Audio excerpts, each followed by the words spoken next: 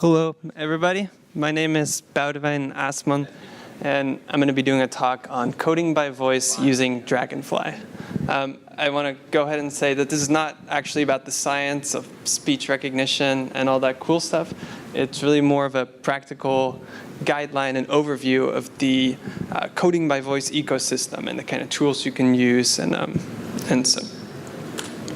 So the things I'll be covering today are my motivation for doing this and what most people's motivation are for trying to code by voice, choices in software, what to download, what directions you can go into, Dragonfly, which is the Python package that makes all of this possible. And then I'll do an overview of the Dragonfly grammars, which is your voice coding workflow and best practices for creating these. And then hopefully I will get to the demo. Okay, so what is the main motivation for people that do this? Well, the single most important factor is usually RSI, known as repetitive strain injury. Repetitive strain injury is caused by repetitive motions and awkward positions. And so it's not too far of a stretch to imagine that someone that's doing a lot of typing over a lifetime might develop some injuries, especially RSI. It's incredibly painful for people. They have these pulsating pains in their fingertips.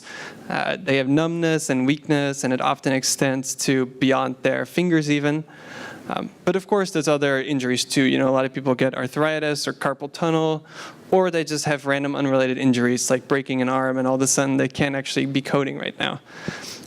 One of my main motivations is actually prevention. Personally, I can feel that after I code all day, I can start to feel some discomfort in my fingers. And once I started feeling discomfort in my fingers, I quickly became very concerned that I wouldn't be able to code for as much as I want to. And because I want to be able to code till I'm much older, not being able to use a keyboard would seriously detract from being able to do that. The very unfortunate thing is that most people that actually get into voice coding do it as a last resort, after they've exhausted all their options and their hands or their body is in such a bad state that they can't actually work anymore. And the rather unfortunate thing is that it actually takes quite a bit of work and quite a bit of typing to create this voice coding workflow, which is very cruel for a person that is trying to get away from typing. So lastly, there's also productivity gains, and this is not actually a thing yet, although I do believe one day you could eclipse a regular typer just by using your voice. But unfortunately, there's just no editors or tools that are really made with using your voice in mind. Hopefully one day there will be. Okay, so once you are motivated enough to get into this, or you want to just experiment with it, when you start your research, everybody comes across this video given at PyCon 2013 by a person named Tavis Rudd. And in this video, he explains his struggle with coding. He had really bad injuries, and he kept trying to work through it. And it just got worse and worse until he couldn't actually work anymore. So he decides to check out Dragonfly and Dragon Naturally Speaking, and he creates his own workflow, and he does a great demo in this video showing that it actually works and that he's able to be productive with it. So that's a main inspiration for a lot of people. Before I move on, another video that I highly recommend because it inspired me is this video by David Williams King, who went through a similar journey and actually explains a lot more about the science behind speech recognition, which is very interesting to me. And he also goes on to create his own framework, completely open source framework called Sylvius that I'll mention later on. Okay, so there's many awesome speech recognition softwares out there. There's so many great ones, and they get released all the time nowadays. I'm really just listing the ones that I've seen being used in real life, or I've seen mentioned on GitHub or message boards or wherever that people are actually using these. As far as the commercial options goes, the number one is Dragon Naturally Speaking. This is the one that most people are familiar with. It gets used extensively in medical fields, but also other parts of the industry. And besides it being fairly inexpensive and by far the most accurate, it is especially awesome because it is very easily hackable with Python through this API called Natlink, which I'll touch on later. The downside on the other end is that it is a Windows-only program. it is possible to use Linux. I personally don't like working on Windows, so I run it through VirtualBox, and it works fine for me. But there's also a project called Enya, which allows you to run Dragon naturally speaking on a Linux machine or remote non-Windows hosts. So if you do want to use Linux, I highly recommend checking out that program. Windows speech recognition is cool because it comes included with Windows 7 and up. And it is also supported by Dragonfly, which is the Python package that makes all this possible. It's supported by Dragonfly out of the box. Unfortunately, it's just not accurate enough. It's a little bit too basic, but it is good to experiment with if you're trying to automate just tasks on your machine. But for voice coding, I would probably not use it. Then there's all the cloud providers, Google Cloud, speech recognition, AWS is their own service. Many of the cloud providers do.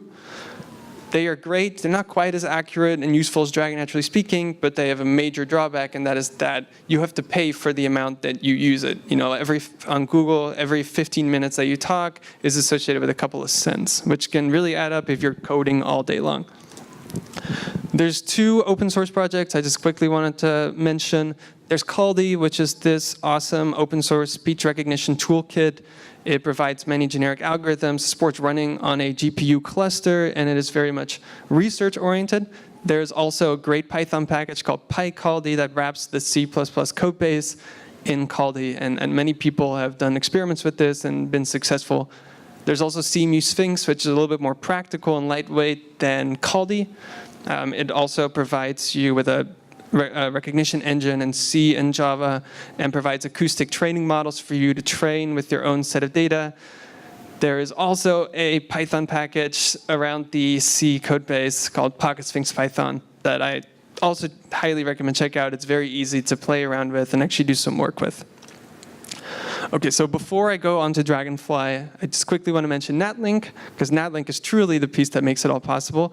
It's an open source extension to Dragon naturally speaking, and this is what allows us to execute any arbitrary Python code using Dragon naturally speaking.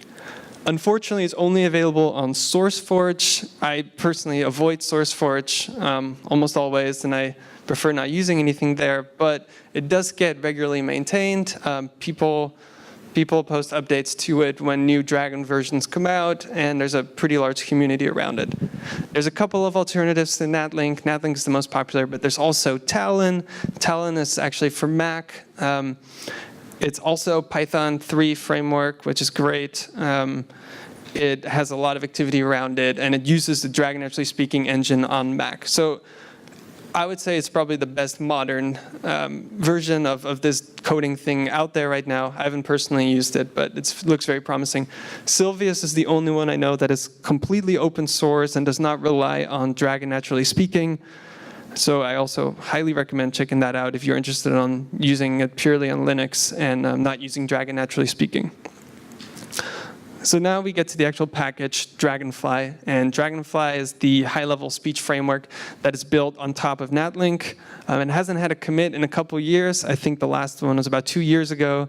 And even before that, there was little activity. But it does have a good community around it. There's many forks of it that exist out there, people that actively maintain it. And it is very feature rich. You're not missing anything by using Dragonfly, even though it sees relatively little activity. The 3 core features in Dragonfly are the language object model, which is the representation of our voice to certain commands that we want to carry out on the machine. It has support for multiple speech recognition engines, and it's built in a modular fashion so that you can use various speech recognition engines like Caldi and CMU Sphinx, whatever you choose to use. Out of the box, it supports Dragon naturally speaking and Windows speech recognition. It also has a built-in action framework. This allows us to simulate keystrokes, text input, and other things on your machine. And these can be combined and executed in however you want to execute whatever you want on your machine. So the language object model is the core part of Dragonfly and how we create our rules. In order to create the rules, we use elements, and this is really the building block of the language object model. I listed a couple different elements that you can use to make up rules, and all of these can be combined and played around with to create complex things. There's literals, which means that we have to match it exactly by voice. Saying paste is matched to the key press of Control V or P in Vim or whatever. Optional means that saying just the word up in this case would register the callback that Dragon will execute, but we can insert extra information into the rule. Alternative means that we can have any list of elements that we want to match, and just saying any of them will go to the same callback. It's self-explanatory. And then sequence means that it's made up of multiple elements of which we have to match every single one for us to actually register the command. So using these rules, or using the elements, we can create mappings and rules. The rules is just a representation of the voice command. For example, the rule delete line is just a very simple literal statement that is matched the key pressing of D and D, which is deleting a line in Vim. Extras is very similar. This extras allows us to insert variables into the rules. So delete line n being the variable in this case, will delete whatever line you want to delete. Default also makes a lot of sense, just allows us to insert variables into those, or allows us to set defaults for those variables that we are using in our rules.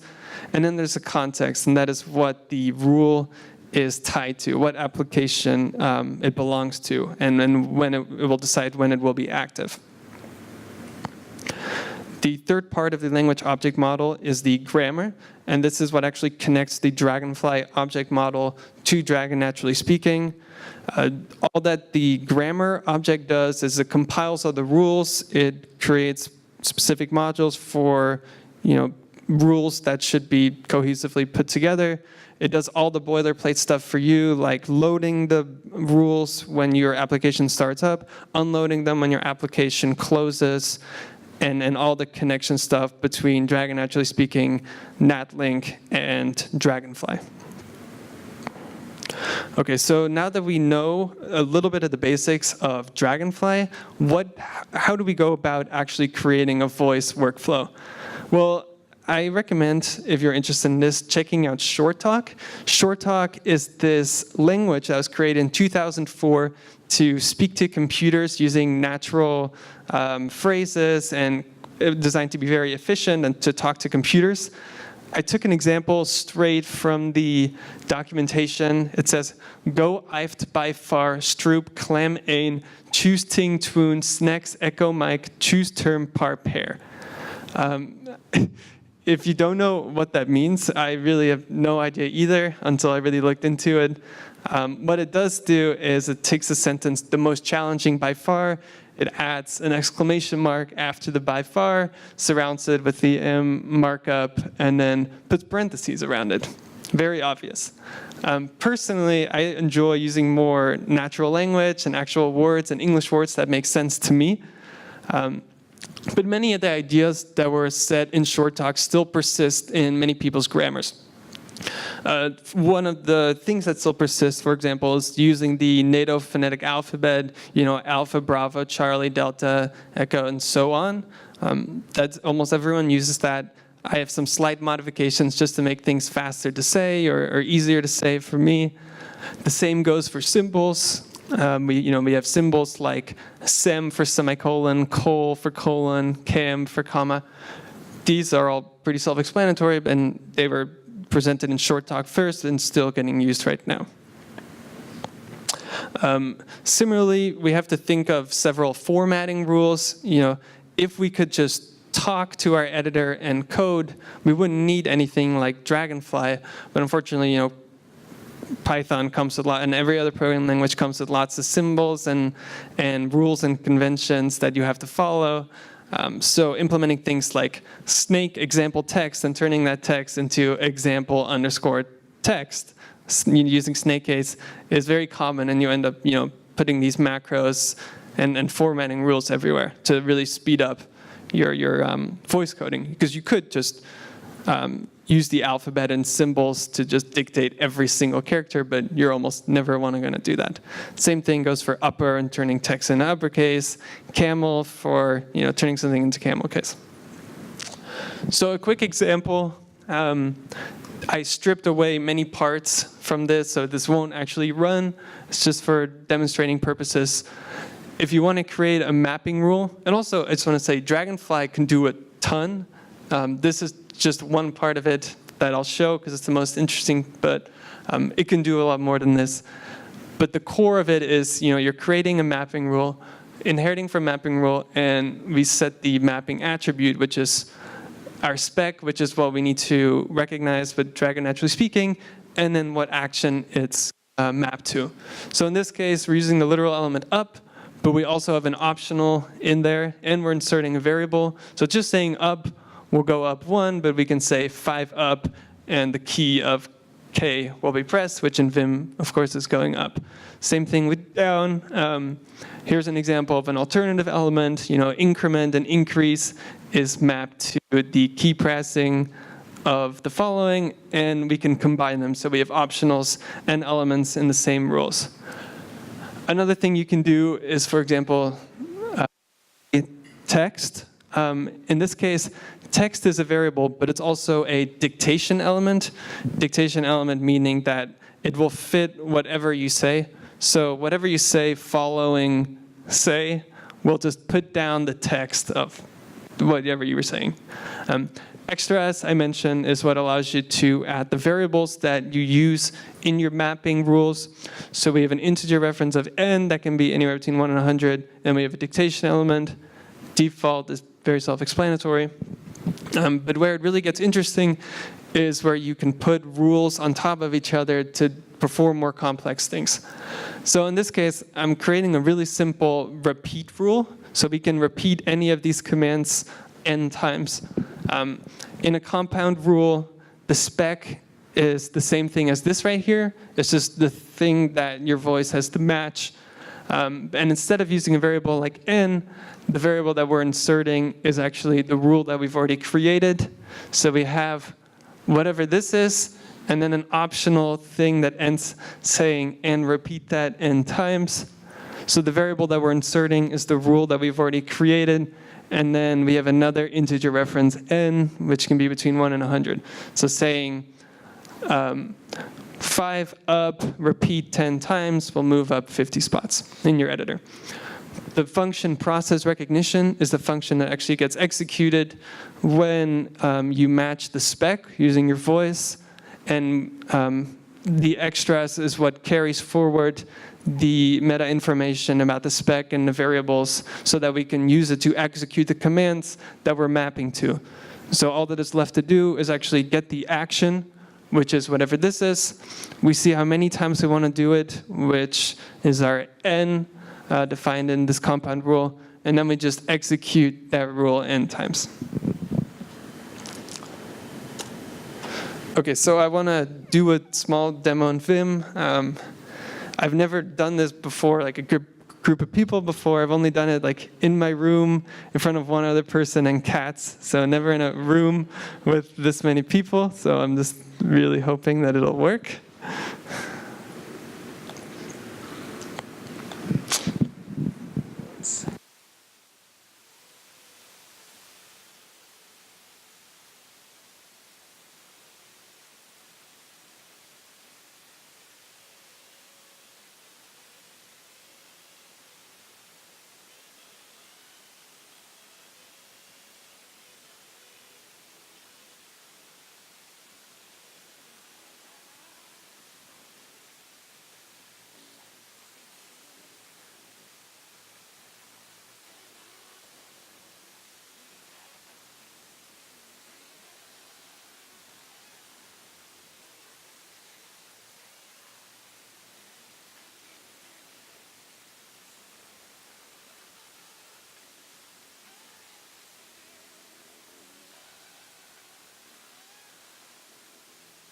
first thing that I want to demonstrate is just some general movement around the editor.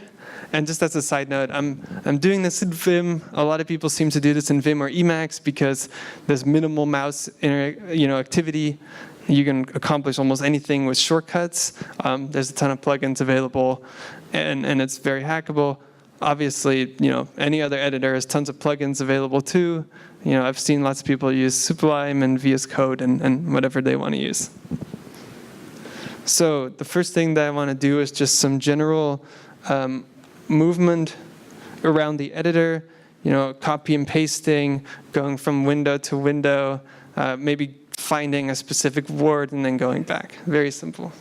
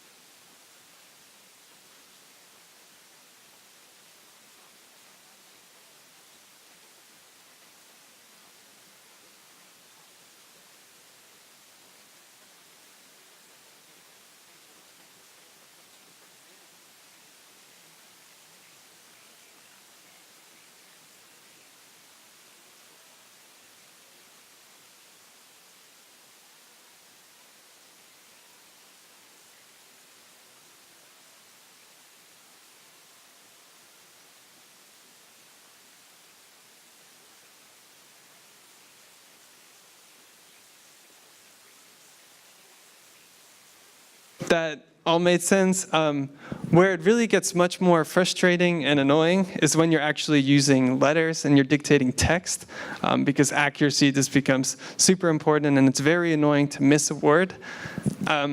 Dragon, naturally speaking, does let you train on certain words, so you can add something to your vocabulary and then train it using your own voice.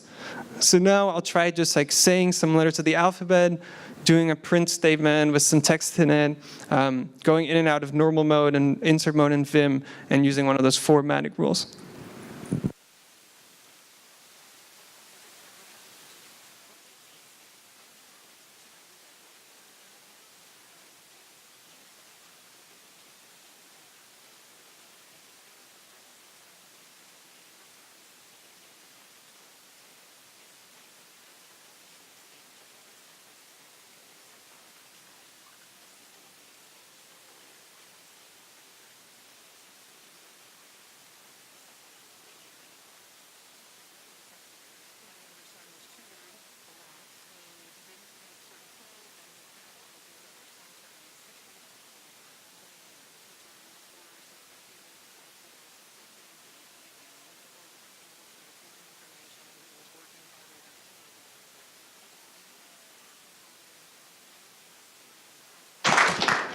So that was just some general text. I didn't want to do anything too big and complex, just out of fear that it was not going to work. But I'm actually pretty happy that it's working.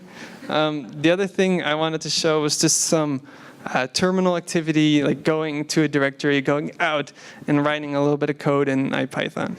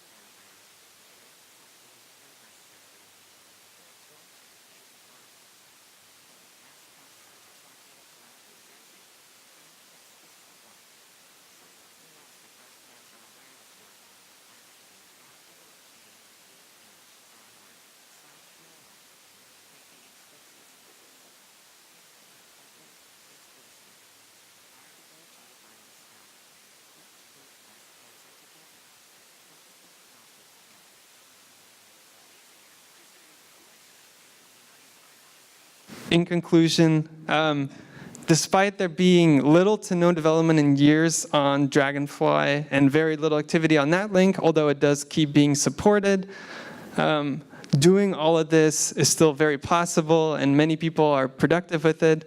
I've talked to people and met and heard of several people that have cut their careers short because they had really bad carpal tunnel, or they just weren't able to actually do their job, so they cut their career short.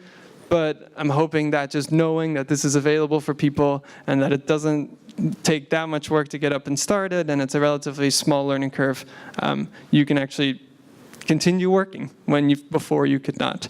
So I added links to the talks that inspired me to create this own thing, and I added the GitHub repository where I have all my code that'll get this started. So thank you very much.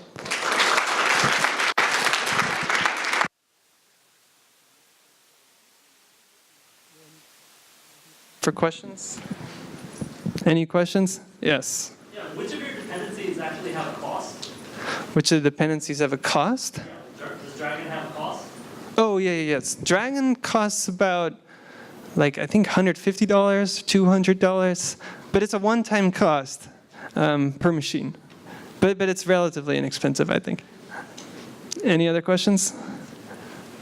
How does this perform in like a noisy office environment where you have like multiple? That's a very good question. That's where having a really good microphone becomes really important. Like, I bought one that's pretty nice so that it cancels out a lot of the background noise. Just using your built-in speaker into your laptop will probably not work in a loud office environment. How long does setup take to get this whole thing started? Yeah, there's definitely a learning curve involved with just getting it set up, because there's just so many layers, because there's Dragon actually speaking, and then you have to have a 32-bit version of Python, an old Python 2 version, because that's the only one that works with Natlink. And then you need to do a couple like custom stuff with Natlink just to make that work. And then you need to download like Dragonfly and some other stuff. So it takes a little bit, but it's not that bad. What does take a really long time is if you want to use it on Linux and you want to use Enya.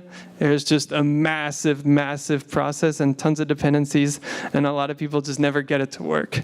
Yeah. But just using it on a Windows machine will be fine.